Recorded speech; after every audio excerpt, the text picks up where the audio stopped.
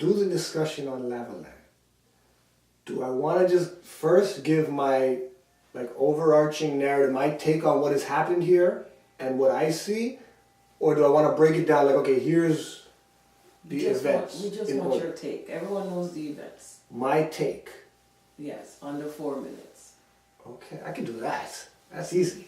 I can do my take. I can do my take in a minute and a half. Let's just roll from here. Okay, so here's what has happened so far. Okay, if all is to be taken in and observed and commented on and judged, what we have a guy who promoted sunny ways to get elected, right? I am all about the equity. It's 2015, equal cabinet, women and men, all about indigenous people.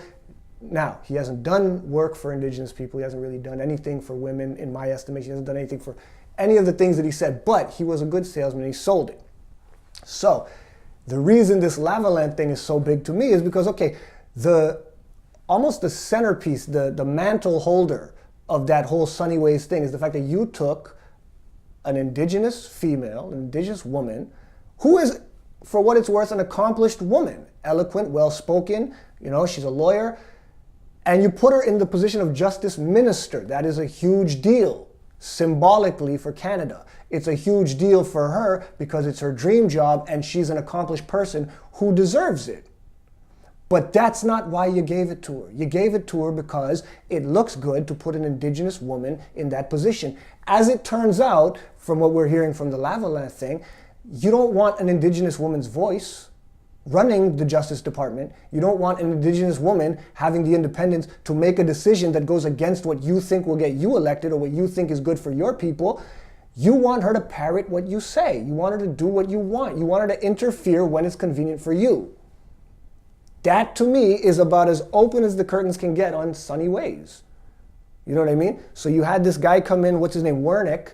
First of all, that guy should have been fired the day after he testified. The day after. He starts off with this nonsense rhetoric about people being assassinated because of talking about treason and all. Basically saying, look, we need to clamp down on people who are speaking freely about how they feel about Justin Trudeau. But I'm not going to say that in partisan words. I'm going to say it like this so it sounds normal. No, he was going off the rails. Then, basically through his whole testimony, he's talking about, number one, how great Trudeau and the government is, and number two, how there was pressure but not undue pressure. Now, this is a reset button of sorts, okay? This is a civil servant with a partisan agenda hitting reset on the thing. You are not allowed to pressure the Minister of Justice or the Attorney General. You're not allowed to pressure at all. There is no political interference allowed. Not a certain level is okay, but then you cross a threshold. This guy's there to reset the tone. No. Yeah, they pressured, or maybe there was pressure, but it wasn't anything, over the top, I say. Then Gerald Butts sits down, and for what it's worth, good on Gerald Butts, because my head didn't explode. I'm like, oh, look, the way I feel about the situation, I'm expecting this guy to say some infuriating things, and he didn't. He played it very, he's a smooth guy. He basically sat down, and without saying she's a liar, he said she's lying. And if she's not lying, she fully misremembers everything that happened, because that's not how I see it, which is becoming a common theme in the Trudeau sort of circle. You see it one way, I see it another way. That's what everyone used to say, and you were like, no, her truth is the truth. This is, you know what I mean? Now all of a sudden, I saw it one way, she saw it the other way. Fine, that's it. Have you noticed Trudeau is good at apologizing to for everyone but himself? This guy loves to spit out an apology for a government 50 years ago, for people 20 years ago, but for himself, this guy can never just accept responsibility for what he did, make this woman feel pressured to make a political decision that affects a legal court case for a rich company.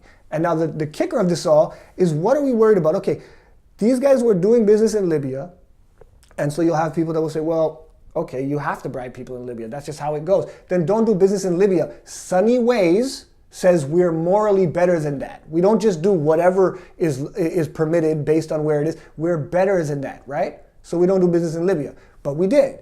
And we got caught. And now, why does he want the deferred prosecution? Because if they're prosecuted, if they're convicted, they can't take any more government money. It comes back to my taxes. This is also that my taxes can continue to go to SNC Lavalin. They can bid on government contracts and they can get more money from me. That's the whole thing. They get convicted. That is what dries up.